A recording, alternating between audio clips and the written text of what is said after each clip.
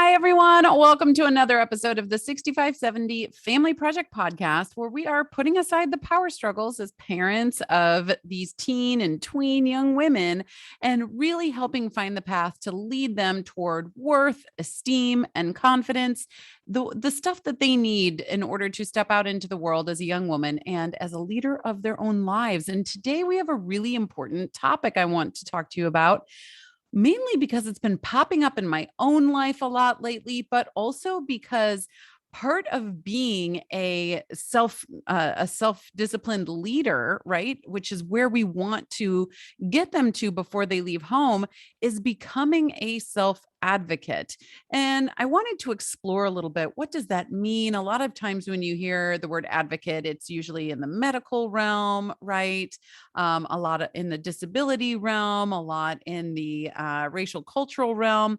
And but there's a lot of ways that being an advocate of yourself shows up in the every single day, no matter what your racial, cultural, disability, medical, any of that. It also shows up in just a conversation or just an interaction, right? How to be a self advocate.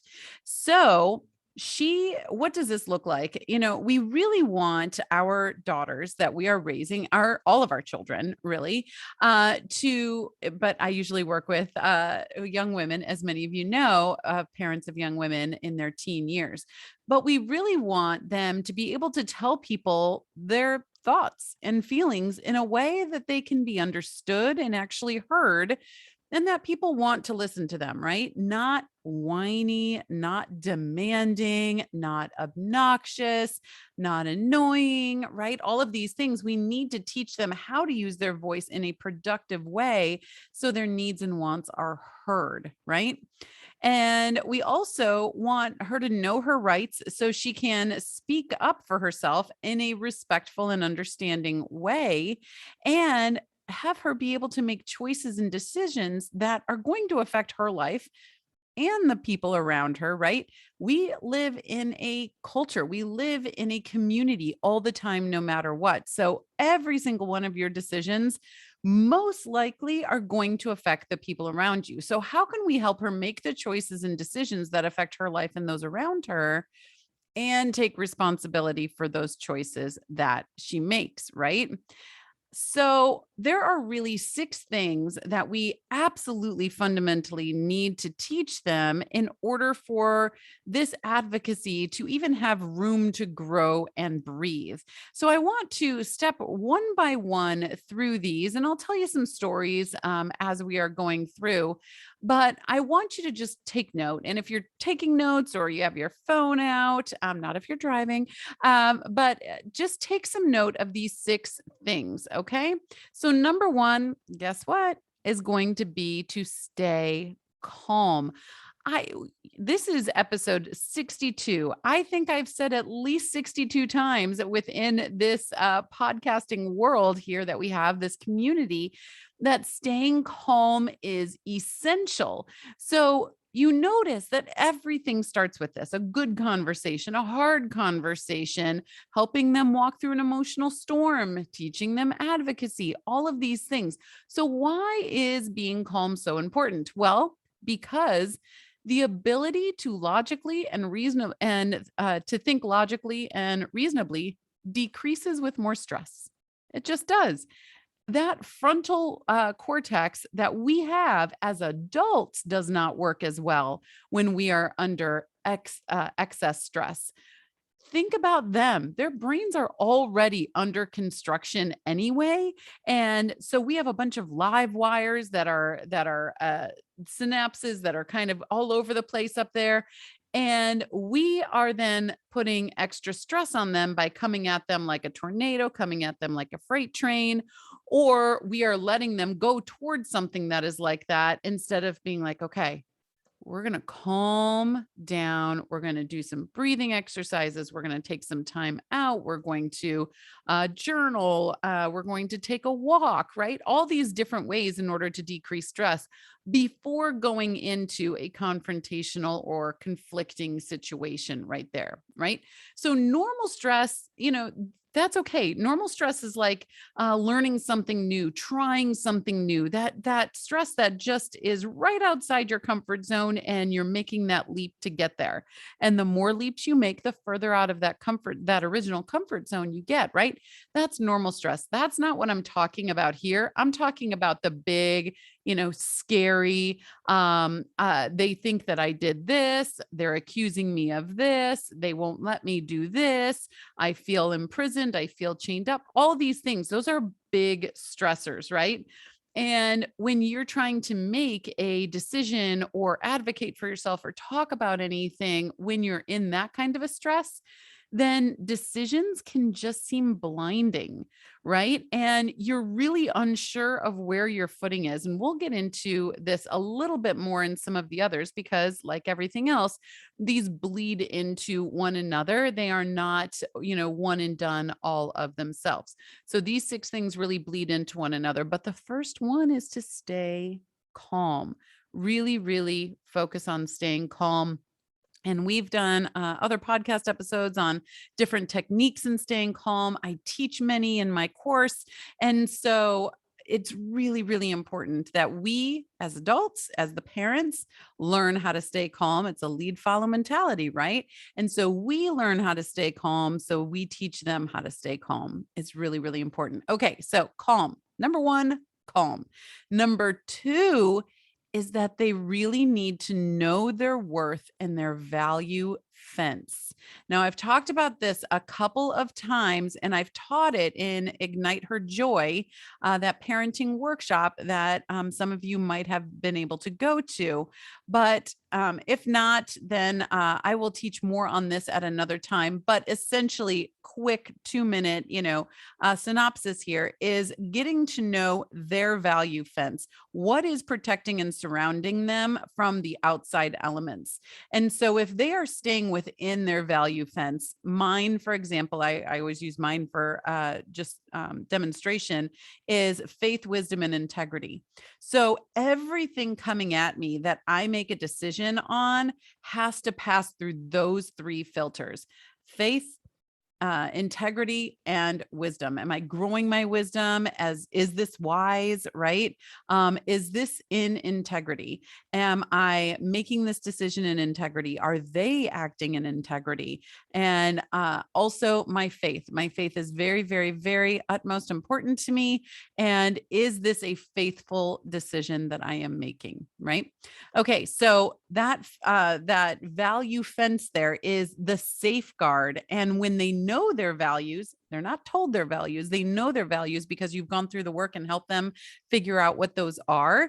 And then their worth is being established by those 5 needs being met. Again, if you haven't downloaded the 5 needs worksheet yet, you'll want to go to nellyharden.com/5 needs. And that 5 is the number 5, not spelled out. So nellyharden.com/5 needs. Okay. But anyway, and those are to be seen, heard, love, belong, and purpose. You'll get that all in the worksheet. Just go download that. One of the best pieces of paper that you will ever have in your parenting journey, right there waiting for you. And so they have to know their worth and their value fence. And going beyond that, going beyond just those easy ways you can fill their 5 needs, we need to be having conversations about how they're looking for their 5 needs to be met out in the world, how they're helping other people fill their 5 needs, and what they can do to make sure that they aren't being filling those 5 needs with things that aren't real, right? We all know about chasing worth, and that's the last thing that we want them doing when they leave home or even when they are home. We don't want them chasing worth. We want them to know their worth. Okay, so number 2, know their worth and value fence. And in order to be able to do the things that we mentioned above, right? Those being able to tell people her thoughts and feelings in a way that others can actually understand and want to listen, right? That she has enough courage to ask for what she needs and wants, that she knows her rights and can speak respectfully on the part of her rights, all of those things. In order to be able to do them, we have to know that we are worthy to be an advocate of ourselves. That is a really, really big step. Am I actually worthy of being an advocate for myself? Do I matter? That's the big question. So many of our young women and young men too, but are facing this question. Do I matter? What does it matter what I want? What does it matter what I believe? Right. And in doing that, so many times they start screaming about what's over here. And, if A, I know some of you, many of you can't see me, but if you're talking about A, and that is what I could be an advocate and really, move mountains for, but I'm going to go scream about B because it doesn't matter as much. And I can be loud and obnoxious about that. And then people will give me attention here instead of focusing on where I really actually would like to have my passions and goals and move mountains. You guys, it's all a worth. I wouldn't say worth strategy. It's all about worth, though. Am I worthy? Do I matter? Right. And they can't do any of those things unless they know their worth, they know their value fence, and they believe that they could be an advocate for themselves and that they're worth being an advocate for. So you have to know, thoughts and feelings and actions are worth it. And that caveat again is this assumes that they have learned and gone through what I teach in Ignite. And You can find more information on that at nellyharden.com/ignite. But this assumes that they have learned how to go through their thoughts, their feelings, and their actions and align them with their outer accountability, their inner accountability, and their identity. This part is essential to their growth.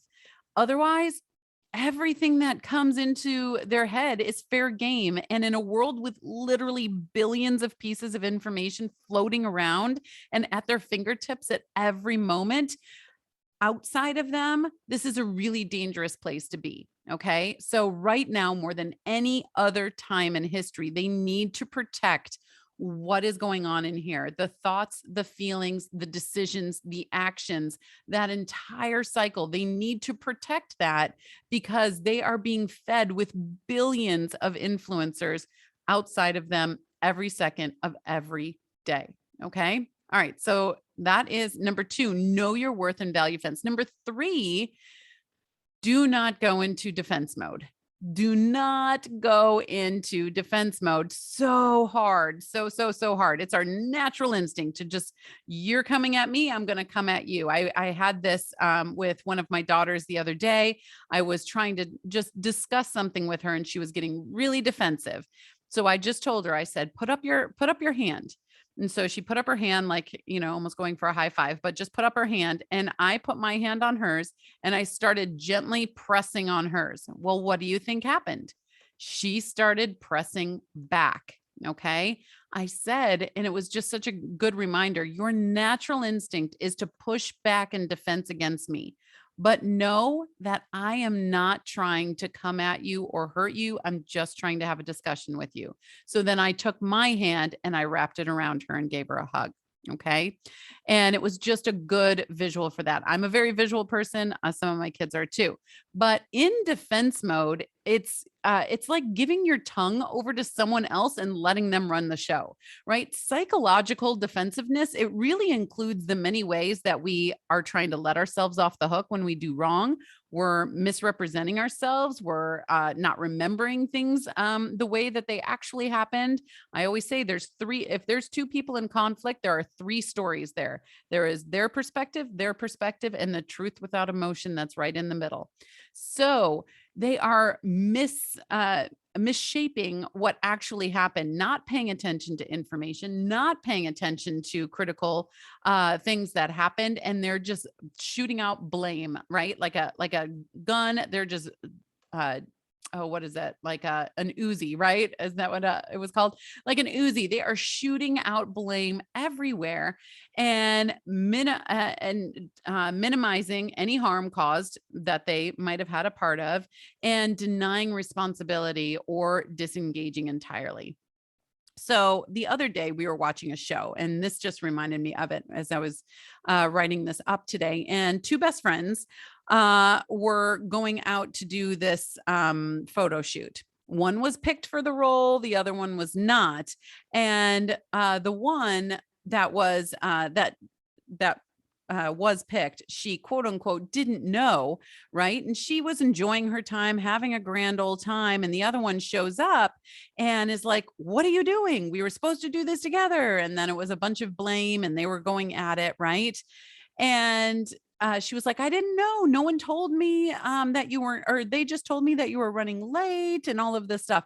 And what I thought was interesting is this is why, you guys, I love watching these teen dramas with my teens, because I would rather them watch them with me than to go off in their room and watch them and they're just getting inundated, right? Because we were able to have a discussion now.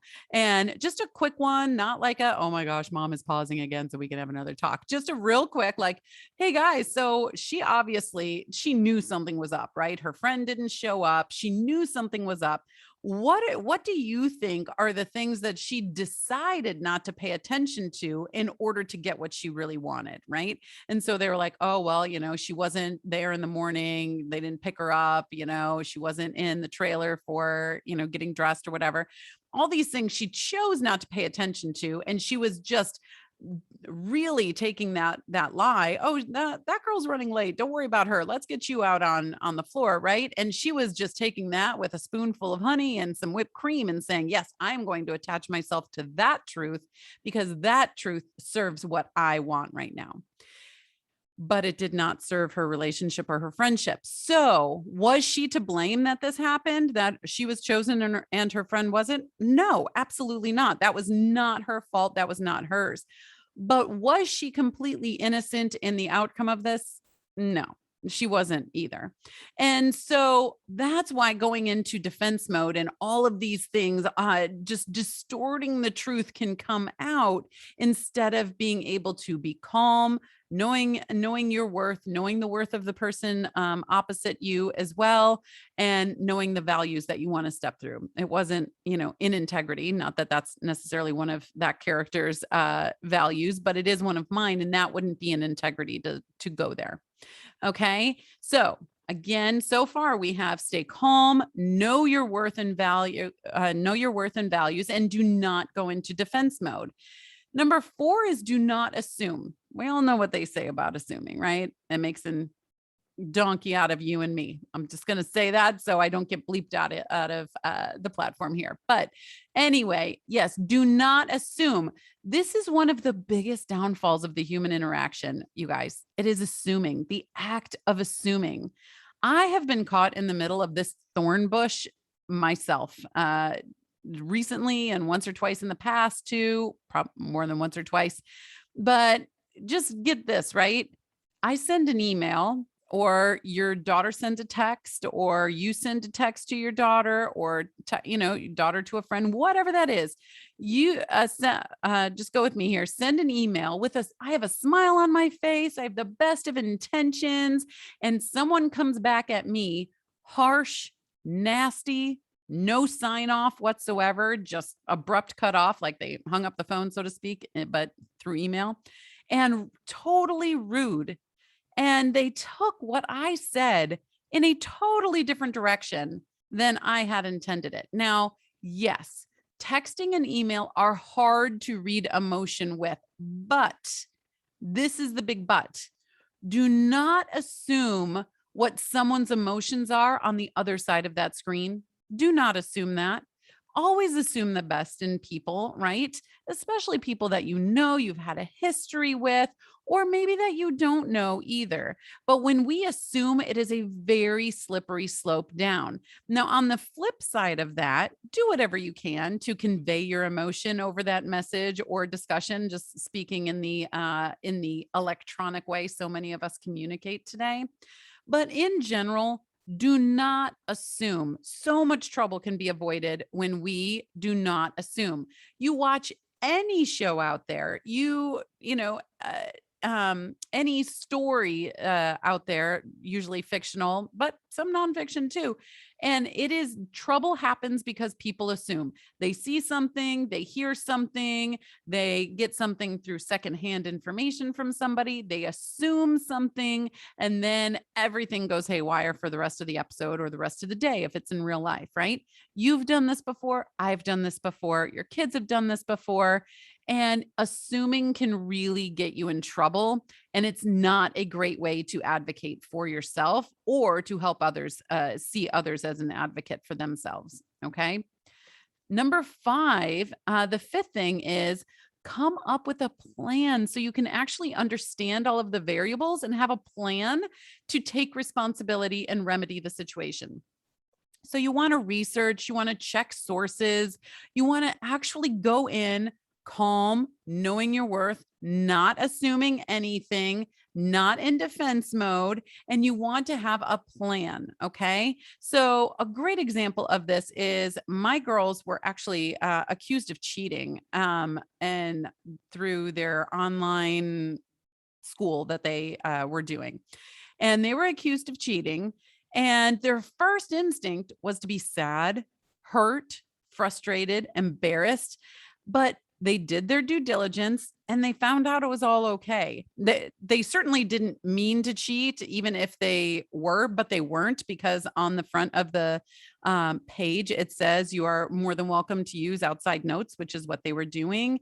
And so, anyway, long story short, instead of just having this altercation of they said I was cheating but I'm not, and letting defensive mode take over, letting anger take over and ruining a friendship, there was actual research that happened. Well, actually, no. And here's a screenshot and everything is fine. This didn't even involve any teachers. It was just student to student, right? And this is what I'm allowed to have. This is what I am using. All is good.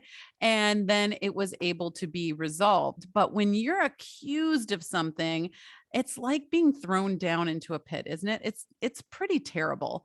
I Oh my goodness, I do not like conflict whatsoever. As a parent of teens, I mean, it's just the world we live in sometimes, between us and teens, or between teens and what they're going through. And we need to help them through that. So being an avoider of conflict is kind of not on the table as a parent of a teenager.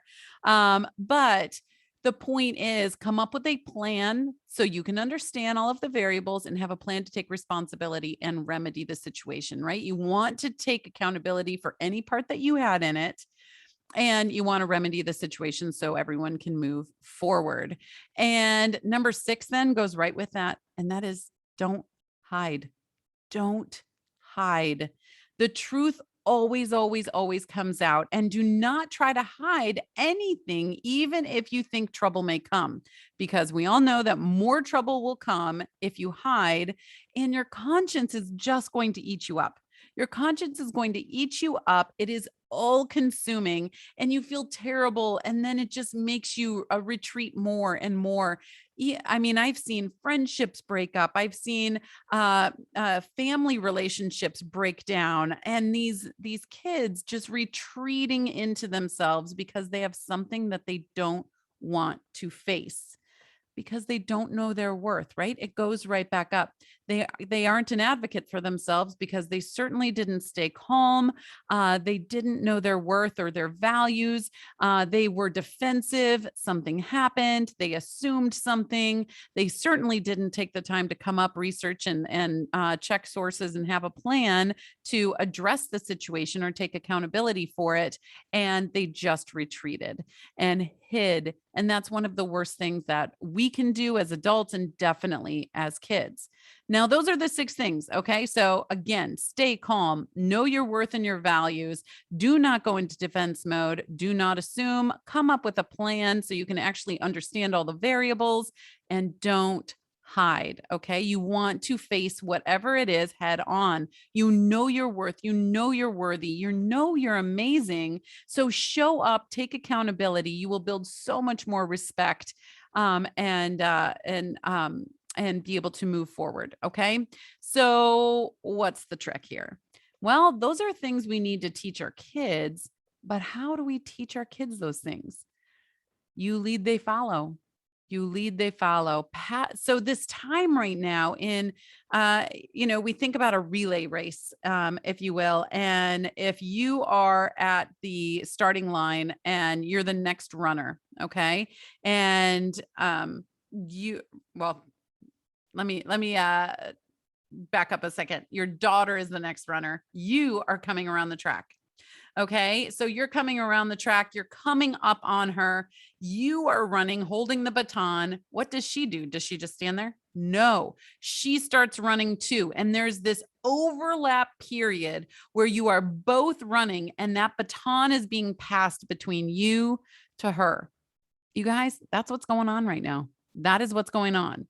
And it makes sense. It makes sense why it's hard. It makes sense why you might have cramps sometimes. It makes sense why you're out of breath sometimes, right? It all makes sense. You are in go mode of parenting during these years. During their younger years, it is physically exhausting, right? And running around doing this, so tired, lack of sleep, all the things. Now it is emotionally and mentally exhausting beyond anything that the physical exhausting might have ever done to you, right? It's just a different game when you're passing that baton. But in doing that, you have to go and they follow as you're passing that baton. Does that make sense, guys? So you lead, they follow. You teach them by doing these things yourselves. When you have a conflict between yourselves, give them space and room to be an advocate for themselves. If they get in trouble for not cleaning their room, for example, and you're just like, blah, I told you to clean your room and it needed to be done, by 5 o'clock today or whatever. And they're just like, give them space. Say, can you tell me why you chose to not clean your room when I implicitly said this, right? And I really needed this done. Can you tell me why this is happening? Calm, right? You know your worth because you are the parent, you are trying to teach them, your values fence. Don't go all defensive on them. Do not assume that you know why they didn't clean their room because I guarantee you it's probably something different. It's not just because they're lazy. It's not just because they're being rude, right? They were lost in something, something else. Something else is happening in their lives that's preoccupying their thoughts. They just don't see that. We have this system in our heads, the RAS, RAS, the S stands for system, but anyway, the RAS, and it really is what tones in what we see. So it's the same thing. Like if you're going to buy a new, I don't know, Toyota, let's say, and then all of a sudden everywhere you start seeing Toyotas, that is the same type of thing that's happening there, right? They might not see the dirtiness of the room the way that you see the dirtiness of the room. In fact, they most likely don't. But helping them see it through your eyes with you being calm and not in defensive mode and asking them questions and giving them room to advocate for themselves, but also having some good boundaries. That's where the magic happens, you guys. That's where the magic happens. You lead, they follow. Okay, you guys, thank you so much. I hope you got so much out of this. And I will be back with another episode next week. And remember, the best way to change the world is through one living room at a time. And the best way to help your child's future is through being a guide in their life right now. All right, guys, have a wonderful week, and I'll talk to you soon.